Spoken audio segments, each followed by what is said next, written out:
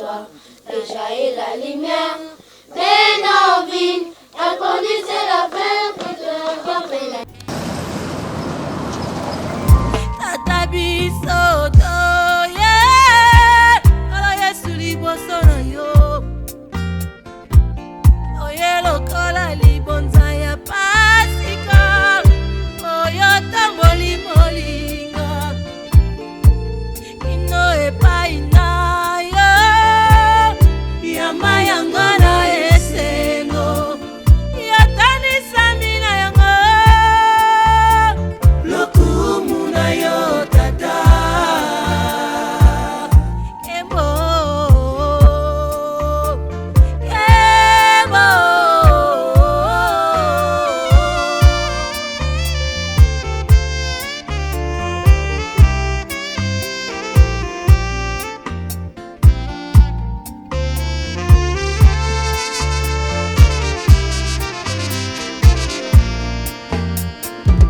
Tango tobelelaka kombo na yo, nguya na yo ekitaka. Tango tokumamelaka yo, oshingaka biso na kemo. Tango tolelaka yo, opakolaka biso mafuta. Yazali sala Nzambe, Nzambe yakolo Yesu. Yazali sala Nzambe, alabisa bana toya kokumamela yo. Yazali sala Nzambe, mwana ngai ondo obundaka yango. Akolonga ndenge nini ye, soki abundelaka ngai te. Yazali sala Nzambe, nakoki kozanga maloba te ya koyebisa yo. Nzambe na ngai, oza monene, oza monene.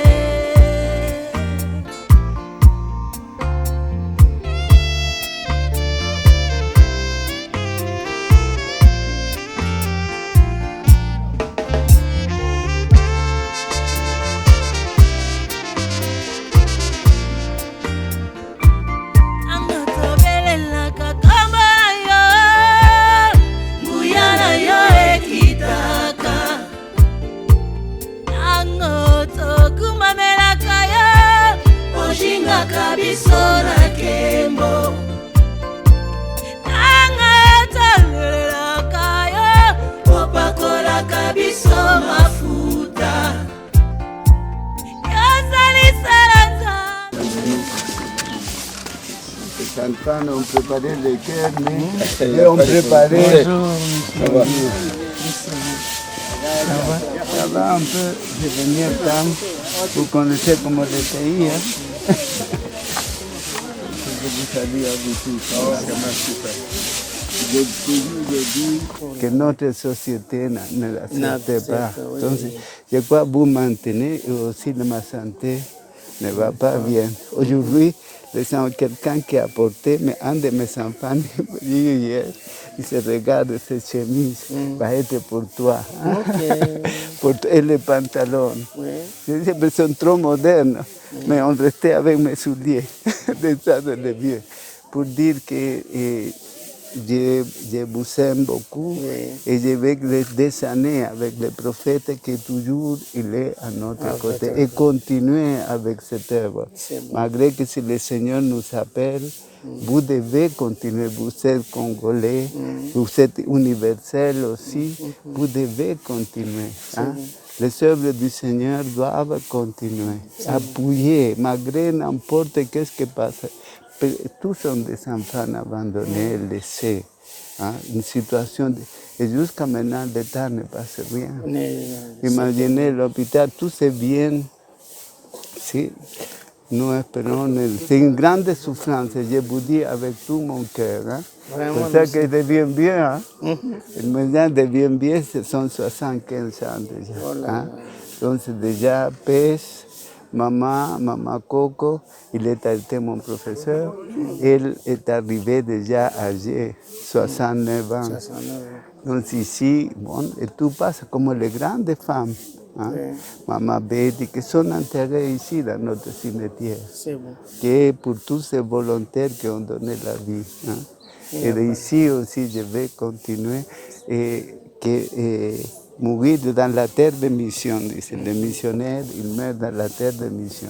C'est bon. C'est que merci à vous tous, à les prophètes, Emmanuel, que dans le silence, hein, parce qu'il est venu une fois seulement ici, hein, mais et toujours, c'est ça l'esprit, hein, l'union de cœur. Hein, et toujours, et vous continuez cette œuvre aussi. N'oubliez pas que parce que dans le dernier temps, je vous dis avec tout mon cœur, un peu angoissé. Hein.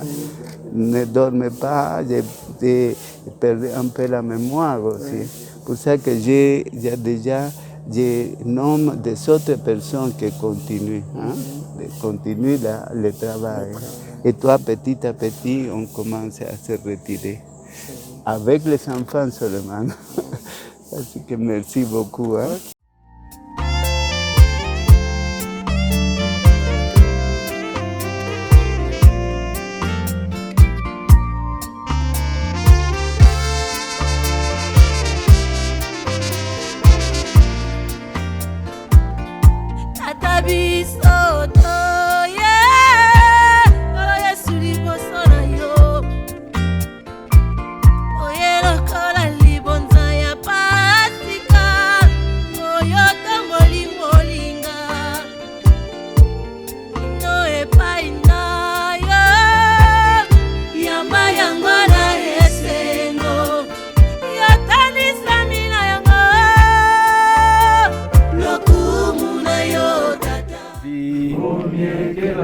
Mes lèvres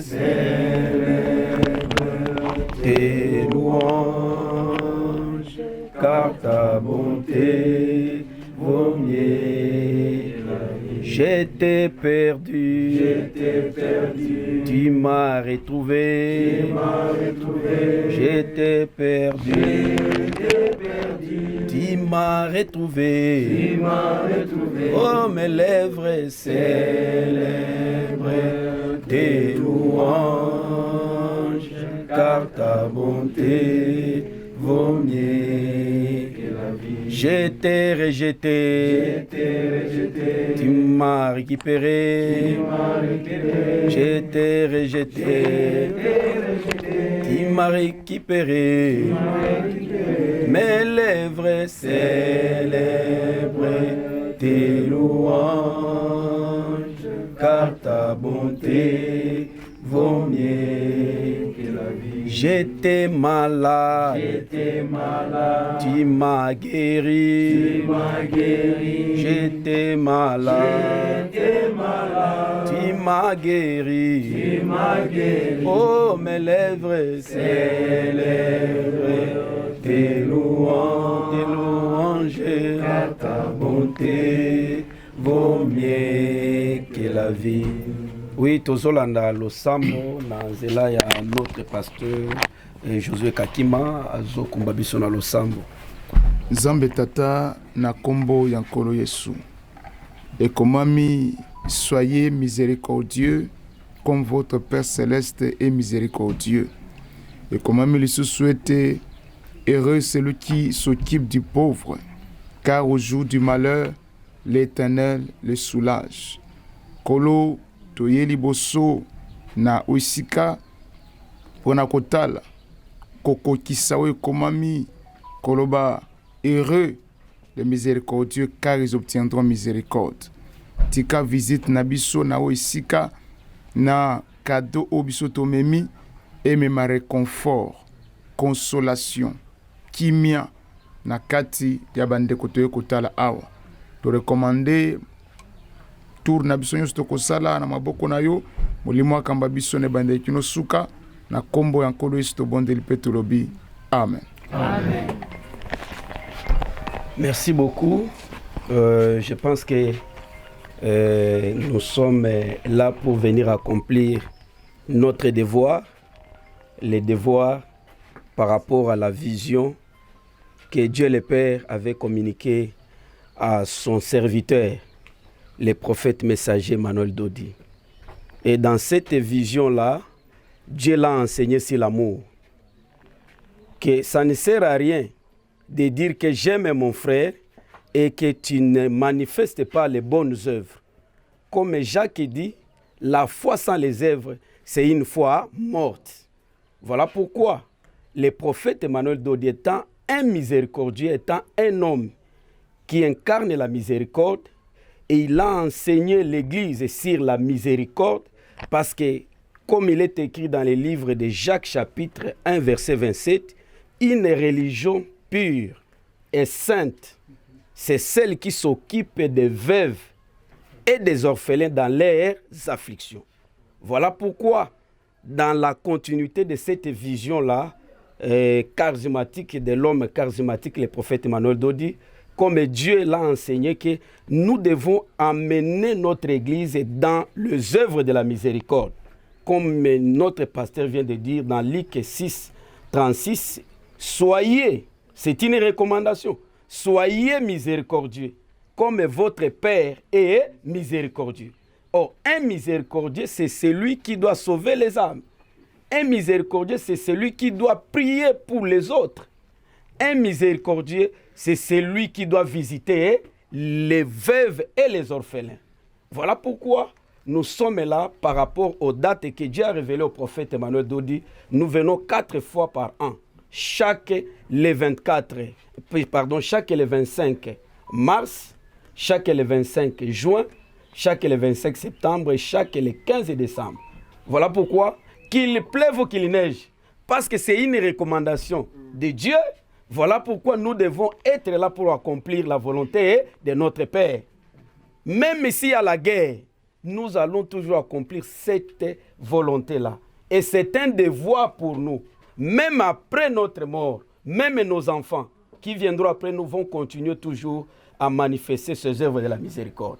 Voilà pourquoi, Père Higo, au nom de notre chef spirituel, le prophète messager Manuel Dodi, représenté de tous les affranchis d'ici et de l'extérieur de la diaspora, et nous avons réuni les peu de moyens que Dieu nous donne, quels que soient les moments difficiles, mais pour manifester l'amour, ça ne demande pas que tu sois millionnaire.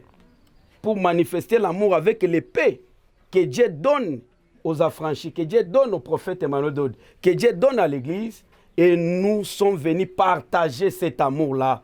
Parce que l'amour se partage. Cet amour-là envers ses enfants. Parce que ces enfants ici, c'est l'avenir de demain. Parmi ces enfants, il y aura des prophètes. Parmi ces enfants, il y aura des pasteurs. Parmi ces enfants, il y aura des ministres. Parmi ces enfants, d'ailleurs, docteur va se marier dans notre église. Quelle joie que vous avez fait un travail et vous l'avez même recommandé. Il faut qu'il se marie dans l'église des affranchis. C'est ça la continuité de l'œuvre. Voilà pourquoi nous ne sommes pas venus, mais vite, comme d'habitude. Cette fois-ci, nous n'avons pas amené beaucoup de vivres parce que vous avez beaucoup de besoins. Le moment est difficile que vous traversez. Vous ne recevez plus de dons, mais la seule église qui vous porte à cœur, le seul homme de Dieu qui a les soucis de vous et qui vous porte à cœur, premièrement dans ses prières et deuxièmement dans ses bonnes œuvres pour la survie de ses enfants. C'est le prophète messager Manuel Dodi. Voilà pourquoi nous ne sommes pas venus mais vite. Cette fois-ci, il a encore doublé l'enveloppe pour que ses enfants puissent survivre. Et le Dieu des cieux, qui est le Père de toutes les miséricordes, pourvoira à nos besoins. Nous voulons que ces enfants vivent et Dieu lui-même il va pourvoir aux besoins de son peuple. Voilà pourquoi nous vous remettons cette enveloppe, signe de notre amour, le ministère des affranchis, Église universelle pentecôtale charismatique, au nom du prophète messager Manuel Dodi, et avec la participation, avec cette grande délégation et tous les affranchis que nous représentons, nous vous remettons cette enveloppe, signe de notre amour envers vous et envers ses enfants. Que Dieu le Père vous bénisse, qu'il vous protège. Merci.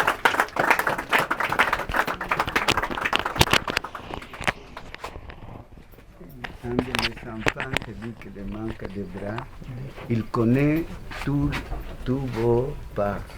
qui nous insiste toujours, les dates et toutes ces choses.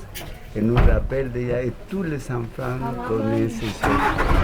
Et dans ces moments difficiles, Dieu se révèle à travers des personnes comme le prophète Emmanuel Todi et à travers de vous-même. Parce que Dieu nous a donné deux mains, un pour s'aider à soi-même et l'autre pour aider à ceux qui sont les plus nécessités. Vous connaissez notre réalité, Congolais sont 43 ans ici, toujours au service des gens les plus pauvres. Et la situation va trop mal. L'État devait nous aider, mais jusqu'à maintenant ne passe rien. Ce sont des gens de bonne volonté qui font possible de faire vivre. Et ça, c'est l'angoisse, quelquefois, me dit, les petits enfants, les handicapés que vous trouvez, les problèmes mentaux. Et si le Seigneur m'appelle, je crois que vous devez continuer, parce que j'apprends l'âge, la fatigue, on ne sait pas. Que quand Dieu nous appelle, comment il appelait à Maman Coco, à Maman Betty, à les gens de bonne volonté qui ont donné la vie au Congo. Notre cimetière est là. Hier était le jour aussi de Ramon et nous rappelons tous nos gens qui ont passé par ici. Et je vous remercie avec tout mon cœur, à tous nos mamans de loin ou de près, qui pensent à nous à travers le prophète Emmanuel. Nous devons continuer. J'ai les photos, quand tous les enfants, on connaît bien. Gilles nous me dit telle date. Déjà nous dit, vous connaissez déjà avant. Vous avez fait grandir les enfants. Et c'est ça le papa qu'on m'avait demandé pour Jacques. Jacques, voilà, qui était bébé, et lui il a pris un bras et commence à grandir. Et ça, c'est protéger la vie. Ce n'est pas une chose n'importe quoi, c'est protéger la vie. Je vous remercie de tout cœur, vous tous. Le prophète, je sais qu'il est content, il est venu seulement une fois directement ici, mais toujours dit, loin des cieux, près du cœur. Que Dieu vous bénisse et merci beaucoup. Et les enfants, on attend pour si nous visitons. D'accord. Merci. Merci beaucoup. Merci. Bonjour, les affranchis de partout, les affranchis de Kinshasa, les affranchis de France, de Londres, de Suisse, nous vous disons bonjour. Aujourd'hui, c'est notre date, c'est le 25. Le 25, c'est le jour de la miséricorde, le jour où le prophète lui-même a dit que chaque le 25, nous devons aller chez les orphelins. Et nous sommes chez les orphelins aujourd'hui. Vous avez entendu ce que le pasteur Josué, comment il a prié. Vous avez entendu comment est-ce que le pasteur Gédéon a dit. Et vous avez entendu ce que lui-même le père Higo a dit. À suivre parce que maintenant, nous allons faire des visites partout. À tout à l'heure. Merci. Ça, c'est la maison. 14 ans. Il y a encore notre cuisine à la Casa Patrick pour les handicapés mentaux et physiques. Et puis il y a une autre cuisine en haut pour les adolescents. Et dans cette cuisine, par jour, nous préparons 15 sacs de riz 25 kg par jour. Nous avons 8 pavillons d'enfants. Ce qui fait que l'effectif est vraiment grand. Nous pouvons continuer là-dessus.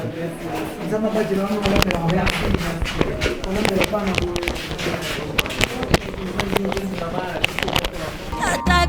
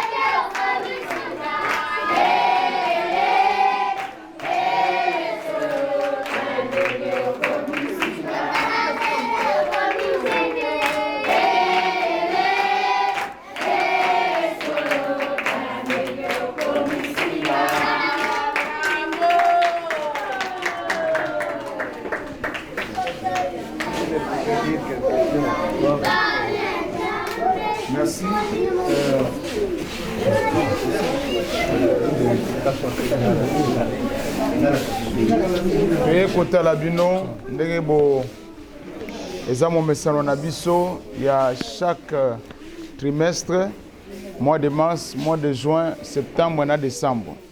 Alors lelo toza na mois de mars, le 25 toye lisusu ndenge to mesana koya na leadership ya mokambi na biso prophète Emmanuel Dodi yango toye toza suna esengo ya komona bino pe komona biso. Voilà pourquoi biso loko l'église nyonso tozosala zeni kotia nkolo liboso na kosenga na bino bo répéter maloba oyo ya losambo nsima na ngai. Tozo répéter biso nyonso: merci Seigneur, merci Seigneur, de ton amour et de ta bonté. J'invite Jésus le chemin. Viens, Jésus le Christ. Je crois en Jésus mon Seigneur. Je confesse le Seigneur Jésus mon Sauveur. J'invite Christ, le Fils du Dieu vivant. Je crois en Christ, mon Seigneur Dieu. Je confesse le Seigneur Dieu Christ, mon justicier. Tovande kima na zobondela Nzambe tata, Nzambe na mawa, Nzambe ya nkolo Yesu. Sacerdoce fonctionnaka na ba date na ba chiffre et lelo to respecter sous date ya lelo pona koya kokokisa Matthieu chapitre 5 verset 7 oyezoloba heureux les miséricordieux car ils obtiendront miséricorde. Tika koleke la visite na biso bana oyo orphelina oyo ezwa consolation, ezwa kimia, ezwa épanouissement na nzela ya visite na biso. Tika kimia pe consolation pe samana bana oyo, parce que ma comme le dit que tu es le père de l'orphelin et le défenseur des veuves. Nzoka tanto sala musala oyo ya koya ko lesa ba orphelin tozo kozwa place na yo visible po yo zongisa la biso dans l'invisible. Na kombo ya nkolo Yesu to bondeli bongo petolobi. Amen. Nzambe tata pambola bino pe abatela bino. Bolingo pe umela kati na bino. Voilà, biso toleki tokozonga lisusu na date nini soki boyebi. No date nini tokoya lisusu kotala bino.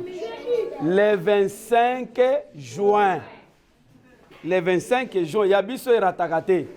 Boyete le 25 juin bokomona lisusu biso. OK? Oui. Zamba pambola bino batela bino bozala malamu tokoya komona na mbala sima. Merci beaucoup. Au revoir.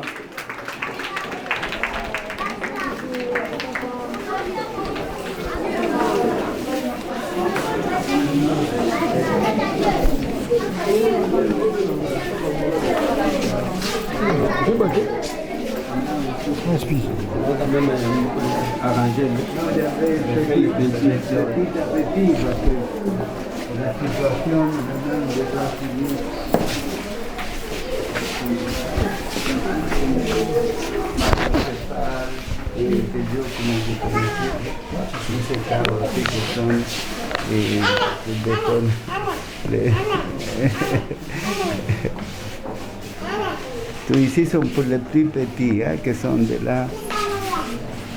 Je ne sais pas si vous avez dit maintenant.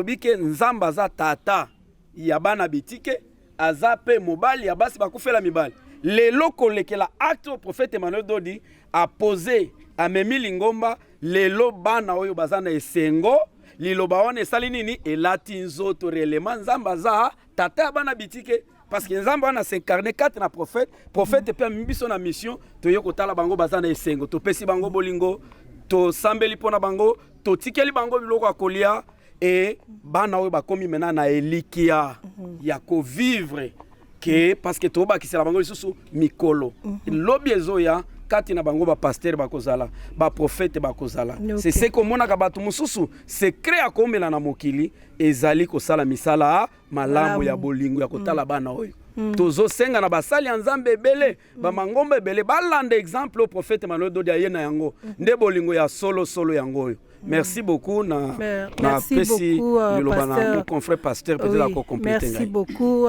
pasteur Gédéon Chamala. C'est Kaniel, il y a Église universelle pentecôtiste charismatique, ministère des affranchis.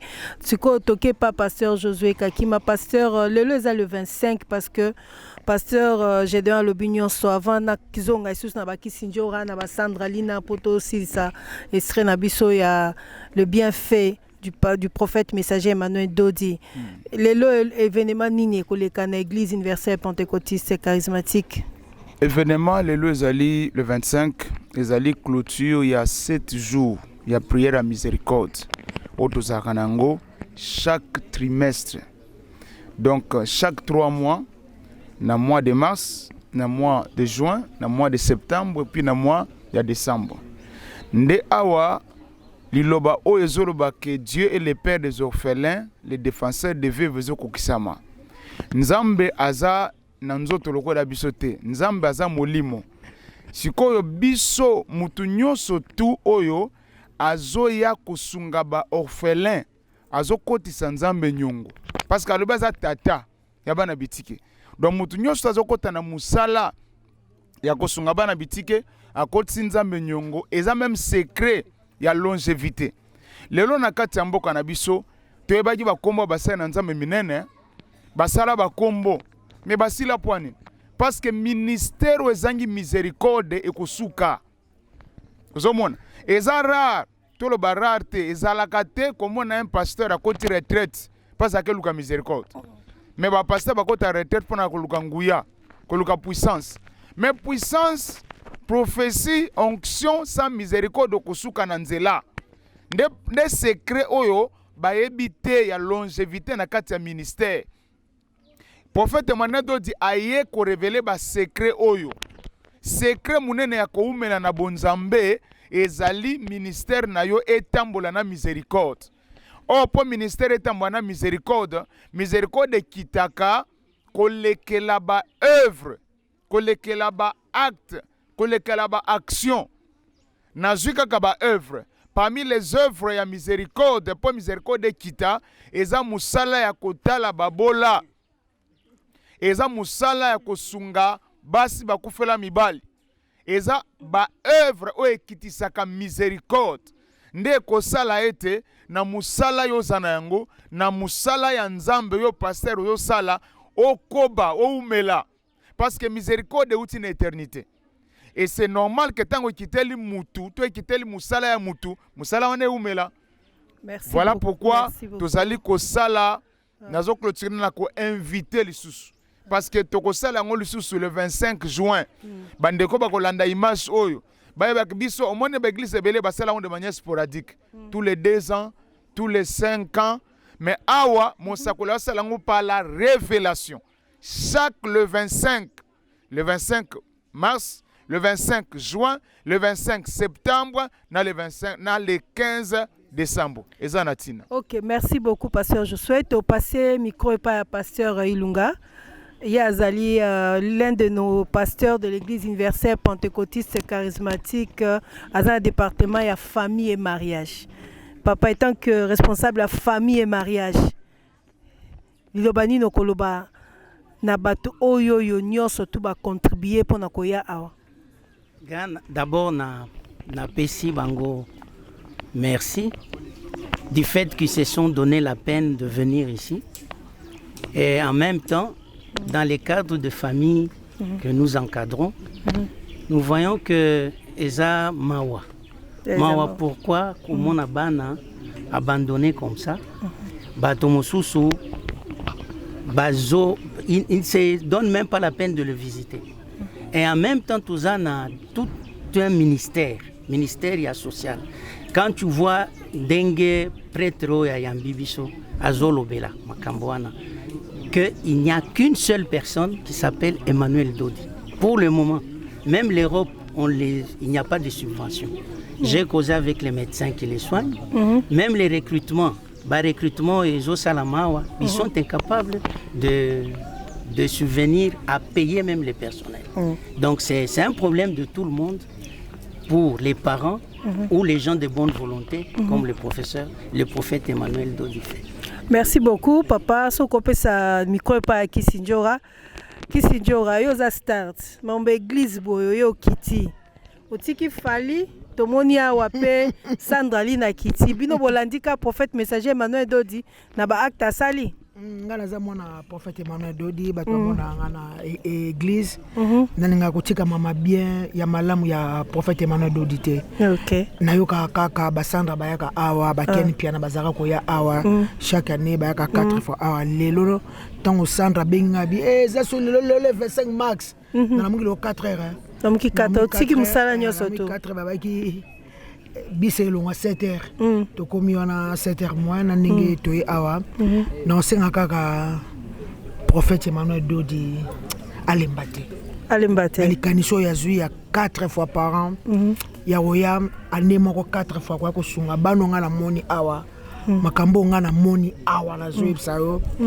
Na opanza prophète Emmanuel Dodi sango. Opanze sango. Pour monter à malamu aboeza rasute. Sando ki kote ba iba opanza sango. Oui, il faut panzer sango ya za molobe. Maman Sophia, il faut panzer sango pour prophète Emmanuel Dodi ali biso miséricorde to ebaki mawezalaka mais bat balakisaka mawati. Okoka muto wa muta kufi ubia mtasali accident na nzela omuno temo bi mawa oleki mais osali ate le côté osala ate fort en même hôpital ubia msata incapo aider en tout cas prophète Emmanuel Dodi ya ko memela biso mawa we sangani na bolingo donc mawa na biso ba franchi tant muntu azana mawa yo pe koma na mawa tant muntu azobela yo pe bela pona ye tant muntu azokufa yo pe kufa pona likamba muninga tant muninga la linzala yo pe la nzala muninga azana passe zo passe na ye koma ya yo miséricorde prophète Emmanuel Dodi a memela biso eza miséricorde o ezoya ko arroser biso eza ko arroser biso en tout cas prophète Emmanuel Dodi merci beaucoup na musala sala ka 4 fois ngamuku déjà na mesani bana so na kocha njora omoni babela Sandra donc komanda kunanga pour prophète Emmanuel Dodi Alexandre ibolingwa solo aloba na biso to tika vengeance to tika muteba mabeto la kisa mutu bolingo soki muninga lingi yo pe lingaye muninga beli yo pe bela muninga zangi 1 franc yo pe pesa eko kaba ebandaka na mbonga muke na mbonga ebelete donc bolingo prophète Emmanuel Dodi amembeli biso yango wana lelo toza na clôture ya miséricorde boye belé en plus bolanda biso to tikali na 3 fois déjà le 25 mars, c'est qu'il y a 3 fois, le 15 décembre, toza awa, en tout cas prophète Emmanuel Dodi, si mo kile kufa ko yede bana oyo ba o bino ba pasteur bo fanda ka bomela mbongo masanga bokenda ba kapela ko lemba nini bokenda stade ko leba mbisi ba shaba bozo mbongo mabonja en tout cas bolanda prophète Emmanuel Dodi pour lelo bokonza lola ifonga mela bino amen.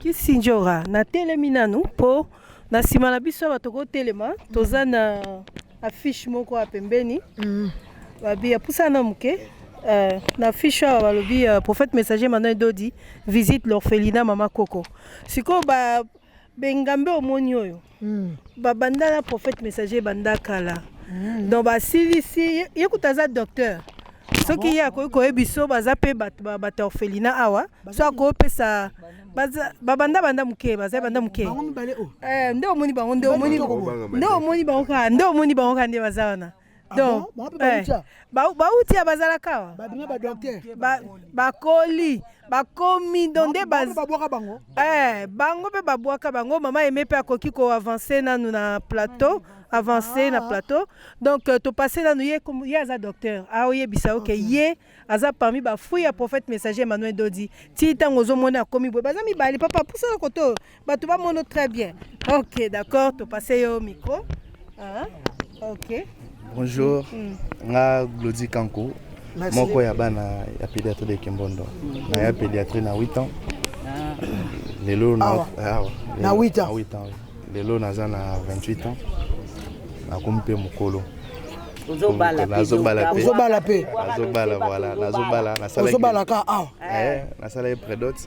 Otika biso te soko bali muso OK moi ça changer ko basi ba changer abato ngonda kulanga ye oyo palanga vraiment d'ailleurs puis mariage dans aux à la Béni na église les affranchis tozala wana donc voilà un peu ça fait déjà beaucoup d'années tozana na pédiatrie na yaki mukelo ko bana wana lelo na koli ela na yaki pédiatrie yaki yaka mashida yaka ezalaki bien ba possibilité ezalaki belé ba moyens ezalaki belé mais kokola topusani maman koko akufi na 2015 père atikali moko ba pandémie koya ba difficulté komi makasi ke tozo kokali société père akoli vraiment makasi moi j'ai chance d'attendre université na salle médecine maintenant je me pose toujours une question est-ce que ba leki nanga ba osala ba classe na salle pour la moins difficulté le coach ça fait déjà des années successives que ce que je diplôme au sein de l'université TP en Abisso, possibilité zate en tout cas,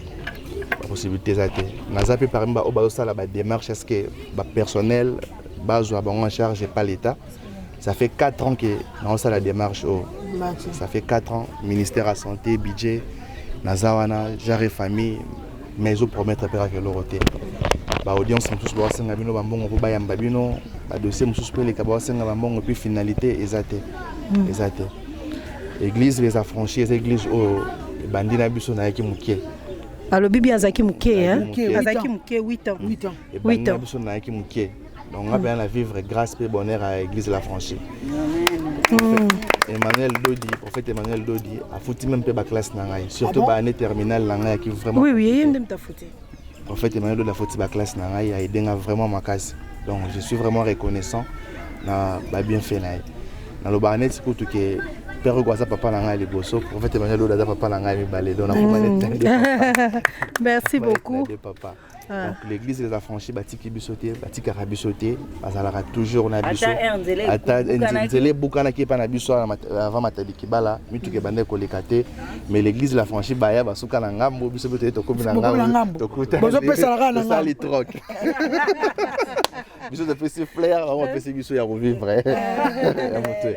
donc l'église de la franchise a vraiment famille na biso amné notre tikala na ngombi na Kinshasa ils a vraiment église de la franchise et même la biso batu ya tout comme tout le monde lelo na ba pa kala na ba téléphone na ba réseaux sociaux mais lelo j'ai la grâce ya komona c'est grâce à les affranchis na c'est vraiment honneur pour na biso ya komona bino ya mais non c'est pas la mariage na zala na cadeau za moni en septembre on nous a na Kinshasa na za Kinshasa donc on a fallu la juillet août pour nous préparer stade de marché nous a na Kinshasa.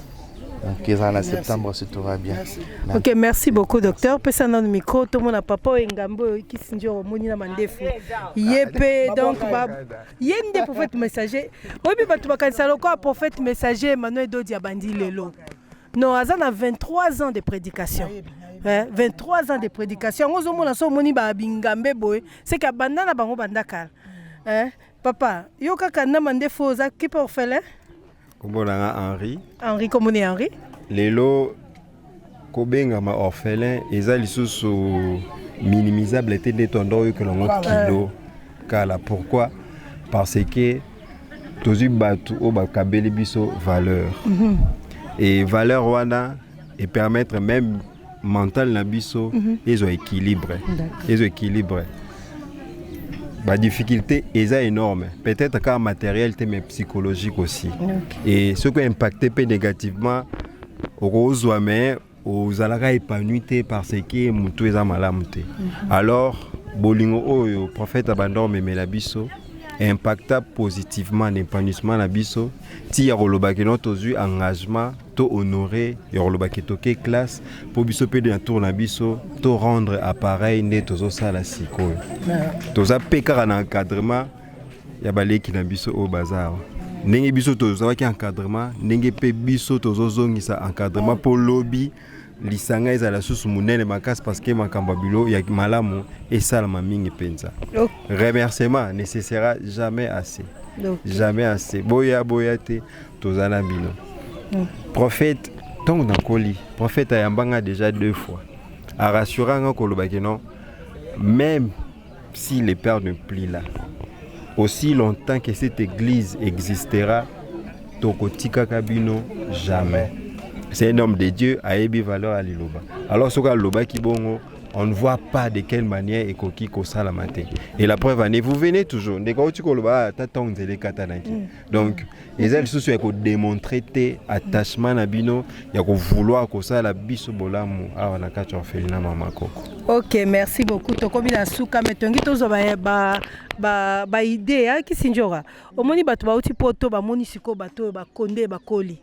Nde bakoleli awa siko tongi to lekepa na bango so to kosema ba poussa boko poussa na bino pour mes até bo poussa na s'il vous plaît mais na sima sanda ko yembela biso na kisinjora ba obwa ke la biso mo ba krimoko na sima s'il vous plaît omoni siko bango olobini na mono avec émotion. OK, parce que Nandima kite ke bao comme na âge à boy. Nandima kite. Vraiment. Nzambe apambola bino. Tango baki bana baki sike botaki ba laisser mais ko nzambe atomboli bino. Boza la pena mu wana bo supporter ba leki na bino. Vraiment. Idali merci mingi na prophète Emmanuel Dodi, nous avons apambola abaxile mikolo apesi toujours énergie pour na contenir œuvre oyo parce que ce n'est pas facile que na obimisaka mbongo no pena na poche na o supporter bana oyo botate et la facilité. OK, merci beaucoup. Passez micro et pas à pasteur apôtre omoni sikoyo ba témoin oh bango yo mi balé ba témoin killer olobinini. Lelo na yeko vivre le lobai o lobi que il est le père des orphelins. Et réellement Dieu est le père des orphelins. Dieu ne descendra pas seulement lui-même à l'esprit venir ici, mais il est descendu au travers un homme pour faire sa volonté. OK. Et je viens de voir ngai moko na miso bande ko na biso o bazalaki moko lodi azaki na 8 ans. Mosusu azawana pe bakoli sous l'initiative ya musali ya Nzambe oyazo sala ya soutenir ba orphelins. En tout cas, que Dieu puisse venir bénir l'homme de Dieu, que Dieu les soutienne, que Dieu soutienne aussi l'église des affranchis. En tout cas, Nzambe à Pambola a ajouté encore Moulaye vie Moulaye et pas. Merci beaucoup apôtre Maman Nelly pour ça na koto pour to komina suka to bengi Sandra Lina ya pe koto yo. Maman, vous étant que maman, vous avez vu des témoins. Bah, témoins. Il y a les mots me manquent. Les mots vous manquent. Ça me manque vraiment. Longue vie à vous, mon prophète d'abord. Oui. Emmanuel Dodi, longue vie à vous aussi. C'est un Dieu des orphelins. J'ai compris ça aujourd'hui. Tu as compris aujourd'hui. La miséricorde aussi vous accompagne toute votre vie. Ah papa, Woumela. Papa Emmanuel Dodi Woumela. Papa Emmanuel Dodi Woumela. Woumela, vraiment. Je sais que tu n'abandonneras pas ces enfants comme tu les avais promis. Affranchis totalement. La miséricorde, chaque fois, nous serons bénis. Parce que voir ces hommes ici, nous sommes bénis. Nous sommes vraiment bénis. Nous tenons sur Azoa, révélation à cœur dans sa vie. 4 fois par année, c'est C'est beaucoup, mais c'est pas beaucoup pour un affranchi. C'est beaucoup, mais c'est pas beaucoup pour un affranchi. Oh, après ça, qui 1000 francs, je pense que voir comme ça, ah bah que ça t'a 10 000. Okay. Ah bah que ça 10 000, parce que ces enfants doivent manger. Ces enfants, il faut balata. Oh, après ça, qui 1000 $. Ah bah que ça t'a 10 000 $. Tout le monde a le orphelinat parce que biso peut aussi on a orphelinat mususu. OK, on peut si babilamba, OK, on peut si loso. Oye ko zonga mois prochain bana na basaka na bilamba ko pasuka. En tout cas, c'est pas ce que je veux. En face de moi, j'ai des beaux garçons qui nous feront aussi des beaux enfants. Vraiment. En tout cas, Nzambe, apambola prophète. Longue vie à toi, papa. Toi, vraiment longue vie à toi. Merci. Ok. Bon, Nati Kelly, tokomi na suka, ya journée à l'élo. Nati Kelly qui s'indiora na Sandra, babengisa, batunyoso. Bolingo. Papa Dodi. Bolingo. Bolingo, bolingo. Dodi na biso. Bolingo. Bolingo, bolingo. Dodi na biso. Bolingo, bolingo, bolingo. Papa Dodi. Bolingo. Bolingo. Merci beaucoup, je vous l'offre, allez. Prophète Emmanuel Dodi Bolingo. Bino, ba pasteur, bozaka wana, na ba orphelinat, ba noir, ba tikeli bana, saka loso, abo meme on a parlé. Bon, mon père, Igo Mundele, saka loso, pa ba ba consommer. Mbongo ba consommer, bilamba ba consommer. Merci beaucoup à prophète Emmanuel Dodi. Colo miséricorde. Ba sopel biso arrosé, hein. Ta casse. Avec moi, révélez les bonheurs qui dort au fond de toi. Et jaillit la lumière. Mais nos vies, elle conduisait la fin, et te rappelle la